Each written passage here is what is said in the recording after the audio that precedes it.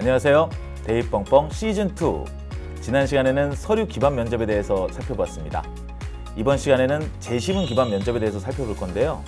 이번 주제가 여러분에게 알려드리고 싶은 내용이 너무 많아서 1부와 2부로 나누어서 진행해 볼 예정입니다. 오늘 여러분의 궁금증을 풀어주실 두 분의 선생님을 모셨습니다. 선생님 안녕하세요. 안녕하세요. 안녕하세요. 논산대건고등학교에서 국어를 가르치고 있는 황인혜입니다. 네, 안녕하세요. 논산대건고등학교에서 수학을 가르치고 있는 박진근이라고 합니다. 야, 이제 두 분 선생님은 완전 유명인이신 것 같아요. 그래서 오늘 이 궁금증도 너무 쉽고 재미있게 풀어주실 거라는 기대가 됩니다. 재시문 기반 면접은 꽤 다양한 이야기가 오고 갈 것 같은데 오늘 어떤 순서로 저희들의 궁금증을 한번 풀어주실 건가요? 네, 재시문 기반 면접을 어떤 기준으로 살펴봐야 될지 고민을 좀 많이 했습니다.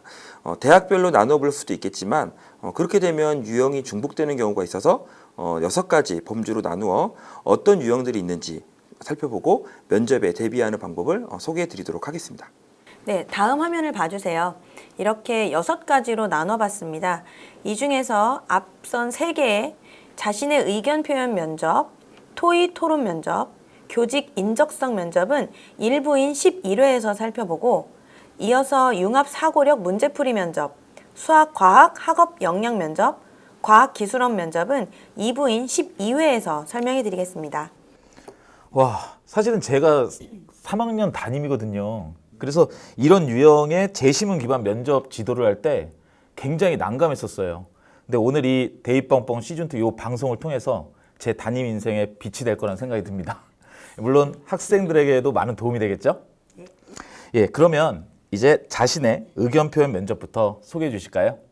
자신의 의견 표현 면접은 말 그대로 주어진 제시문을 분석하고 자신의 생각 또는 의견을 논리적으로 표현하는 면접입니다. 보시는 예시는 2019학년도 경희대학교 인문계열 면접고사 문항입니다. 본인의 의견을 선택하고 그 이유를 말하시오 라고 되어 있죠. 경희대의 경우는 학생들에게 찬성과 반대 중 하나를 선택하도록 합니다. 가치 판단을 할 수 있는 문제를 주고 그에 대해 찬성하는지 반대하는지 본인의 의견을 택하고 그 이유를 말하는 거죠.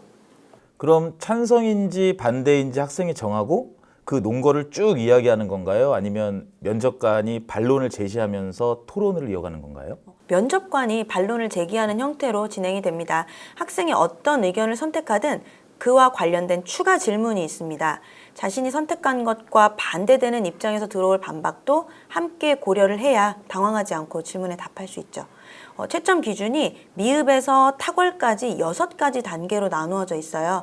그래서 이어지는 추가 질문에 대해서도 충실하게 설명할 수 있어야 좋은 점수를 받을 수 있습니다. 저는 수학교사라서 그런지 이런 추가적인 질문에 계속 대답을 하며 면접관과 대화를 이어간다는 것이 참 어려워 보이네요. 면접 상황에서 즉석으로 던지는 질문에 대답하는 것은 정말 힘들 것 같아요. 맞아요. 그래서 제시문을 읽고 찬성과 반대 입장을 정해서 준비를 할 때 내 입장과 관련된 근거만 생각하지 말고 반론으로 반대 입장에서 들어올 반박까지도 고려해서 준비를 해야 됩니다. 주관적인 느낌이나 편견만으로 답변을 한다든가 또 논거의 내용이 단편적이면 좋은 점수를 받기가 어렵죠. 네. 면접관의 반론을 들으면서 토론을 진행한다는 게 굉장히 부담될 것 같은데 제시문들은 어떤 내용일까요? 제시문들은 사회적으로 이슈가 되는 문제들, 교과서에서 다루고 있는 주제들 또는 문학작품의 내용 이런 것들이 제시된다고 보시면 됩니다. 예를 들어 인문계열의 경우에는 SNS 규제, 보호무역과 자유무역 요것에 관한 자신의 견해를 묻는 문제가 출제됐습니다. 자연계열의 경우에는 노후 경유차 운행 제한, 가상현실의 대중화에 대한 견해를 묻는 문제가 출제되었습니다. 이런 문제들에 대해서 잘 대답하려면 평소에 사회적 이슈에 대한 관심이 좀 있어야겠네요. 네, 관심 있는 이슈들에 대해서는 관련 교과 지식을 연결하거나 추가적인 자료를 더 찾아보는 등 적극적인 탐구 활동으로 자신의 생각을 정리하고 글이나 말로 표현해보는 연습하는 것을 추천합니다. 다음으로 보실 사례는 서울대학교 일반전형 인문계열 면접 문항입니다. 자, 보시는 문제는 고전의 현대적 수용 또는 예술작품의 수용 방법에 대해서 가치 판단을 내리는 문제입니다. 얼핏 보면 어렵게 느껴질 수도 있지만 제시문의 출처가 고등학교 국어, 독서와 문법, 문학교과서예요. 이번 문항에서는 자신의 경험을 토대로 의견을 밝히라 이렇게 돼 있죠. 고등학교 수준에서 읽어낼 수 있는 수준의 제시문을 주고 이를 이해한 후 자신의 경험이나 배경 지식을 통해서 응용할 수 있는지를 보는 것이에요.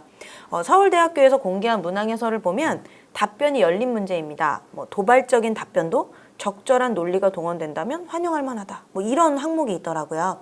말 그대로 적절한 논리가 뒷받침이 된다면 얼마든지 자신의 생각을 표현할 수 있는 거죠. 야, 저는 제시문이 엄청 어렵네 그렇게 생각했는데 이게 교과서 내용이었군요. 네, 그렇습니다. 그럼 이번에는 학생과 제가 함께 풀어본 서울대학교 사회과학 계열 문제를 하나 더 보실까요? 박진근 선생님, 네. 그 문제 1번에서 네. 보셨죠? 네. 문제 1번에서 국제회의에 어떤 사람들이 초청되어야 한다고 생각하세요? 이게 제가 수학 교사인데 왜 이런 어려운 질문을 너무 어려운데요. 저는 환경단체, 브라질 정부, 그리고 유럽연합 이 정도 생각했거든요.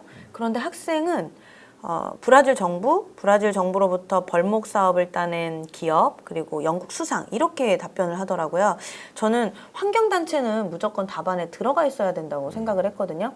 그런데 이 학생은 브라질 정부의 혼란한 정치 상황과 그리고 기업, 국가 간의 이해관계에 주목을 했어요. 그리고 과거에 스모그로 인해서 최악의 대기 오염을 경험한 적이 있는 영국의 대표가 협상에 도움을 줄 수 있다 이렇게 생각을 했대요. 야, 각자의 경험이 다르다 보니까 정말 다양한 답변이 나올 수 있겠네요. 예, 또 환경 문제와 관련해서는 우리가 정치적, 경제적 이해관계가 다 얽혀 있으니 서로 다른 입장을 이해하고 공감하려는 태도가 중요하겠죠. 따라서 최대한 객관적인 자료에 기반해서 상대를 설득하고 상황을 조정해서 문제를 해결하려는 노력을 보여야 됩니다. 출제 의도 역시 감성에 대한 호소가 아니라 구체적인 자료를 제시할 필요성을 이해하는지를 평가하기 위한 것이다. 이렇게 되어 있었어요. 결국 어떤 답변을 하든지 그에 대한 구체적 근거를 명확히 제시하는 것이 중요하다는 생각이 드네요. 네, 맞습니다. 자, 다음은 연세대학교입니다. 연세대학교는 면접형, 활동 우수형 모두 2단계에서 제시문을 기반으로 하는 면접을 실시합니다. 네, 연세대학교 면접의 경우는 인문계열, 자연계열을 구분하지 않고 그래프가 의미하는 바를 추론한 후 그를 바탕으로 합리적인 해결 방안을 모색하는 문항들이 출제됩니다. 다음은 2019학년도 연세대학교 활동 우수형 문항입니다. 이 문항 역시 박진근 선생님 앞서 말씀하신 대로 그래프가 의미한 바를 설명하고 원인을 찾아 분석하는 문제입니다. 위 그래프는 출산으로 인한 여성 경력 단절 문제와 또 육아의 경우 친가보다는 외가의 부담이 더 큰 사회적 문제를 다루고 있습니다. 이런 문항에 대비하려면 신문기사, 인터넷기사 등을 접할 때 도표나 그래프가 함께 나온 기사라면 그 도표나 그래프가 의미하는 바가 무엇인지 그리고 해당 주제에 어떠한 메시지를 뒷받침하고 있는지를 분석하는 습관을 갖는다면 아마 큰 도움이 될 것 같습니다. 네, 그렇습니다. 우리가 자신의 의견을 피력할 때는 이런 도표나 그래프를 활용한다면 좀 더 설득력 있게 의견을 피력할 수 있기 때문에 연세대학교는 이런 유형의 면접을 치르는 것 같습니다. 자신의 생각을 설득하거나 전달할 때 꼭 필요한 역량을 기를 수가 있겠네요. 네, 그렇습니다.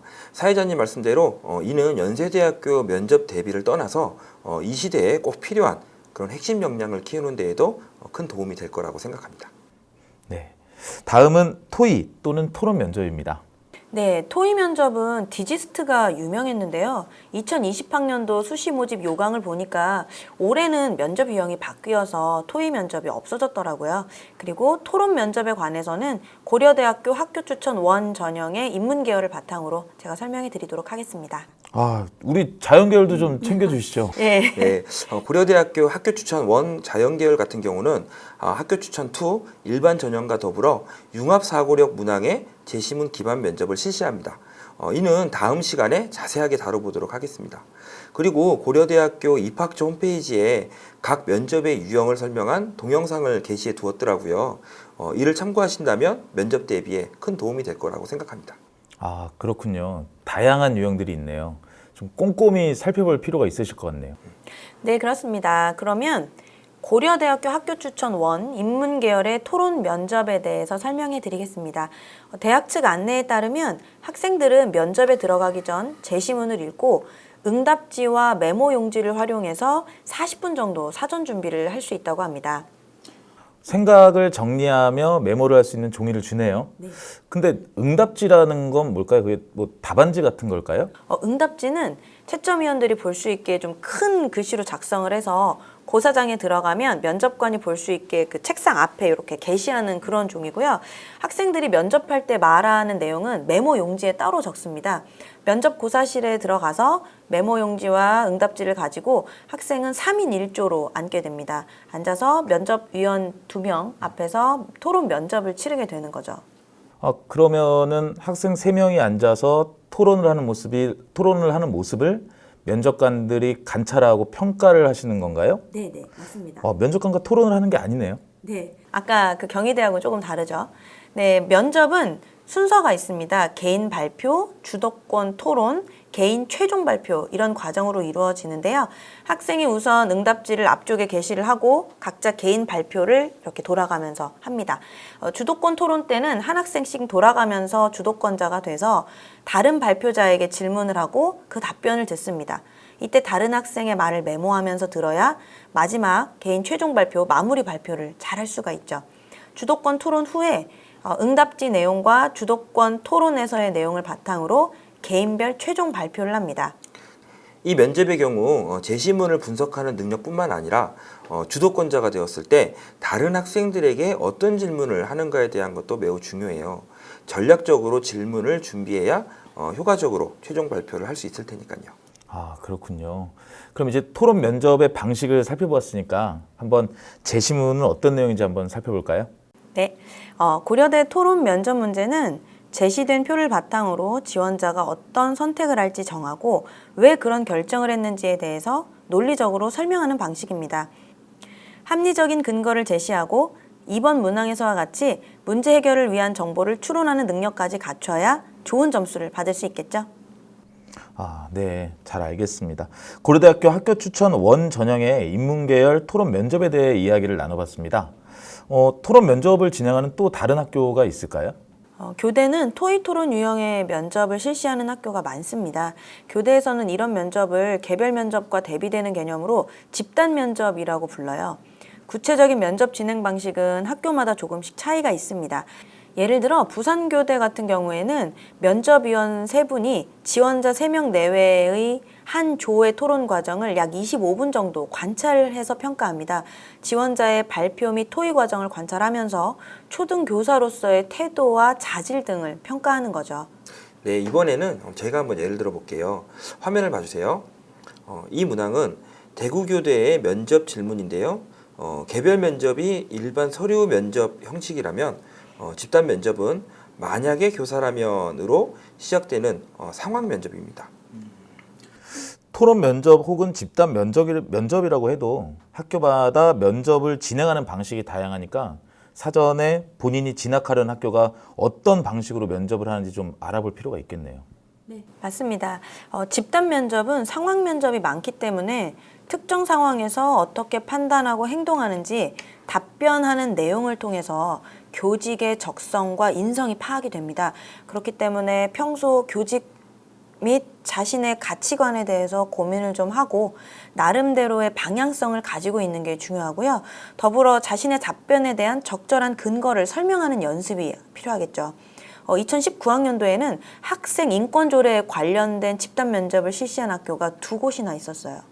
좀 전에 고려대학교의 경우는 지원자들에게 주어지는 발언 시간이 정확히 정해져 있는 반면에 교대의 집단 면접은 학생들끼리 토의를 하고 해결 방안을 함께 제시하는 경우도 있습니다. 이 경우 시간 분배에도 신경을 써야 할 것 같아요.